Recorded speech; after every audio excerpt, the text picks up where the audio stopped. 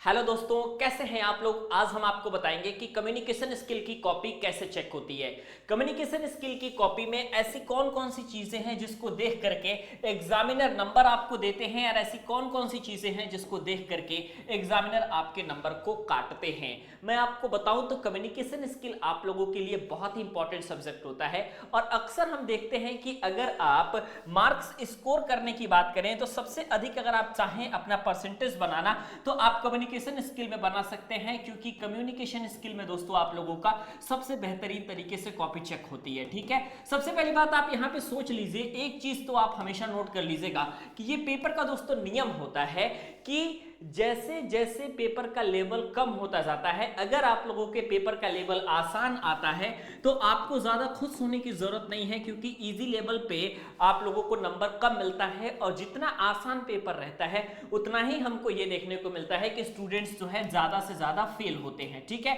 क्योंकि जितना अधिक आसान पेपर आएगा ना तो कॉपी का जो चेक करने का जो पैटर्न होगा वो काफी तगड़ा होगा। बहुत जल्दी जल्दी नंबर आपके कटते हैं, एग्जामिनर काटते हैं। इसीलिए तो हम देखते हैं ना कि कई साल फिजिक्स, केमिस्ट्री, मैथमेटिक्स या सीएस या कोई भी सब्जेक्ट जिस साल पेपर काफी सरल पूछा गया उस साल उसी सब्जेक्ट में सबसे अधिक बैक आया। ये क्यों? क्योंकि स्टूडेंट्स ने नॉर्मली लिख दिया और उनको लगा कि वो पास हो जाएंगे, लेकिन वो नहीं हुए। ऐसा ही रूल होता है। ठीक है, और जिस शिफ्ट में या फिर जिस साल आपका पेपर का लेवल हार्ड आता है, मैं आपको बताऊं कि उस साल स्टूडेंट आसानी के साथ पास हो जाते हैं। ठीक है, उस साल आसानी के साथ स्टूडेंट पास हो जाते हैं, उसमें कोई दिक्कत नहीं होता। बात करते हैं कि कम्युनिकेशन स्किल में कौन कौन से पैटर्न को चेक किया जाता है। कॉपी को चेक करते समय सबसे पहला जो महत्वपूर्ण पॉइंट आता है आप लोगों का कम्युनिकेशन स्किल में, चूंकि ये सारी चीजें आपको इंग्लिश में लिखनी होती है। ठीक है, तो कम्युनिकेशन स्किल में पहला जो पैटर्न आता है दोस्तों, हैंड राइटिंग का कॉन्सेप्ट आता है कि आपने अपने पेपर में कैसी हैंड राइटिंग लिखी है। ठीक है, अगर आपका हैंड राइटिंग अच्छा है तो आप मान करके चलिए कि नंबर आपके शानदार आने वाले हैं। ठीक है, जितनी अच्छी हैंड राइटिंग दोस्तों रहेगी उतने अच्छे आपके नंबर आएंगे। कई लोग कहते हैं ना कि हैंड राइटिंग में नंबर नहीं मिलते, लेकिन मैं आपको बताता हूं कम्युनिकेशन स्किल में जितना अधिक आप लिखेंगे, जितना सुंदर आप लिखेंगे, जितना आप पढ़ने योग्य लिखेंगे, उतना अधिक आपको नंबर मिलेगा। ठीक है, ये आपको सबसे पहले ध्यान देना है। सेकेंडरी चीज आप लोगों को देखना है ये कि आपका जो वर्ड मिस्टेक वाला जो प्रॉब्लम है उसको आपको सही करना है। ठीक है, कैसे सही होगा ये तो आप ही बेहतर तरीके से जानते हैं। जो आप सेंटेंस को बना रहे हैं, जिसको आप लिख रहे हैं, उसमें आप जो वर्ड लिख रहे हैं उसको आप बिल्कुल करेक्ट लिखिए, क्योंकि अगर स्पेलिंग मिस्टेक आपकी कॉपी में पकड़ा जाता है और अगर आपके ये मान लीजिए एक पेज है, एक पेज में अगर 2 से 3 अगर आपके स्पेलिंग मिस्टेक पकड़े जाते हैं, हर पेज में 1-2 अगर आपका स्पेलिंग मिस्टेक पकड़ा जाता है तो इससे इंप्रेशन खराब होता है और नंबर इससे कटते हैं। क्योंकि अब टीचर को यह लगेगा कि स्टूडेंट्स को कुछ आता नहीं है, तभी तो वो सेंटेंस की स्पेलिंग गलत लिखा है, तभी तो वो कम्युनिकेशन की स्पेलिंग गलत लिखा है। तो वर्ड मिस्टेक से आपको बचना है। जितना क्लियरली आप वर्ड्स को लिखेंगे उतना आपको ज्यादा नंबर मिलेगा। ठीक है, आपको ये चीजें समझनी है। इसके अलावा अगर आपको ज्यादा नंबर लेना है ना कम्युनिकेशन स्किल में, तो टीचर ये देखता है कि कितने पेज स्टूडेंट्स ने आंसर को लिखा हुआ है, क्योंकि ये चीजें कम्युनिकेशन स्किल में अगर स्पेशली मैं ग्रामर वाले पोर्शन को छोड़ देता हूं तो चाहे आप रीडिंग के सेक्शन देख लो,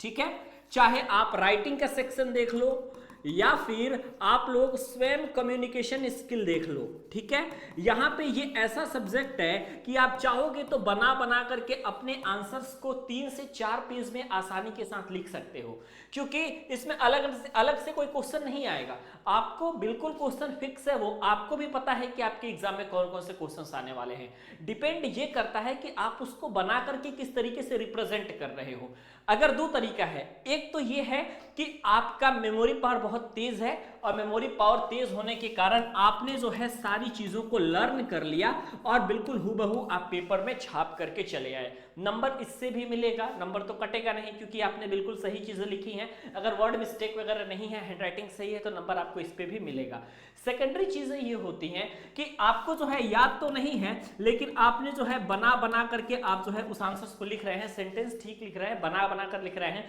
तो अगर आप बना बना करके लिखेंगे ना तो उसमें सबसे बड़ा फायदा आपको देखने को यह मिलता है कि आपकी कॉपियां ज्यादा भरती हैं,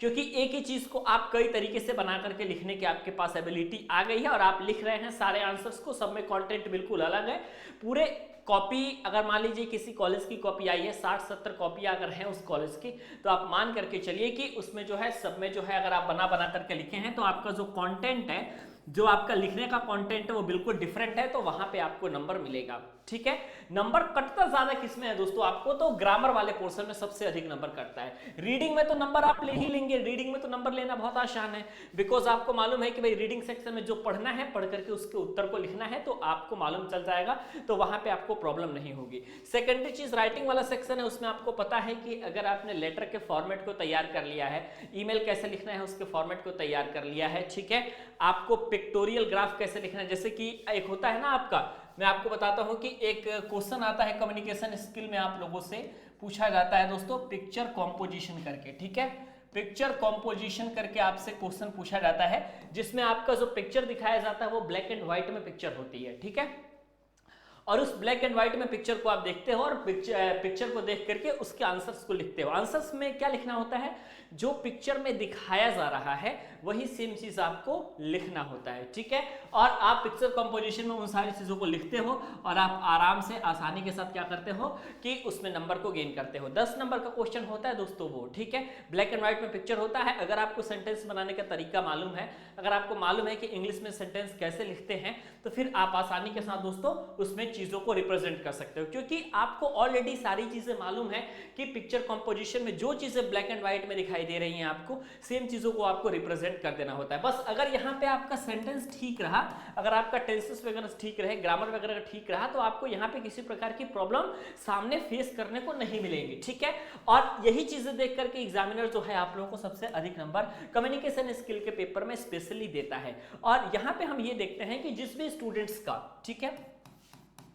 राइटिंग का अगर आपका कंटेंट बिल्कुल डिफरेंट है तो आपको बिल्कुल जबरदस्त तरीके से नंबर मिलता है, ठीक है, अगर आपने वही रटा रटाया कंटेंट लिखा है जो कि बाकी सबों ने लिखा है, तो फिर ज्यादा डिफरेंस नहीं है आपकी कॉपी में बाकी सबों की कॉपी में, तो जाहिर सी बात है सिमिलर नंबर सिमिलर मार्किंग हो जाती है। अगर आपको नंबर ज्यादा लिखना है तो आपको कंटेंट अपना डिफरेंट करना पड़ेगा, ठीक है, क्योंकि जो परिभाषा किताब में लिखी गई है 100 में से 70-80 बच्चे जो है वही परिभाषा लिख करके याद किए हैं, लेकिन कुछ ही स्टूडेंट्स हैं जो कि कम्युनिकेशन की परिभाषा बिल्कुल अलग लिखेंगे, नंबर उन्हीं को मिलेगा, ठीक है। इसके अलावा दोस्तों जो लोग ग्रामर की टेंसेस को सही बनाएंगे, एक्टिव पैसिव सही बनाएंगे, डायरेक्ट इनडायरेक्ट जिनका सही होगा, कई सारे टीचर तो क्या करते हैं ना कि डायरेक्ट ग्रामर वाले पोर्शन को ही चेक कर लेते हैं। अगर उन्होंने देखा कि 15 में से 13 नंबर बच्चा ग्रामर में पा रहा है तो इसका मतलब है कि 50 में से आसानी के साथ वो कम्युनिकेशन स्किल में 40 प्लस तो आराम से पा ही जाएगा और यहीं से डायरेक्ट मार्किंग हो जाती है। स्टार्टिंग के जो पेज होता है ना सबसे अधिक वही इंप्रेस करता है किसी भी एग्जामिनर को।